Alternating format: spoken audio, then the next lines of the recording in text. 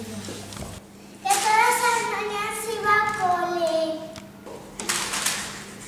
Pero ese día non tiña cole e se aburriu moito. Que foi a buscar a seus amigos. Pero tiña cole. Pero es que foi a buscar a seus amigos. Fui a buscar los animales y se topó con un unicornio. Se topó con una mariposa. Y también había un pájaro. E descubriu que podía hablar con los animales.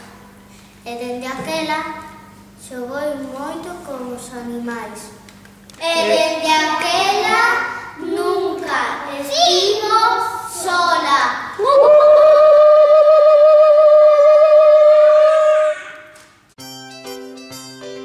Hola, chámome Fabio, teño 7 anos, vivo en Santiago e gústame galego de cine.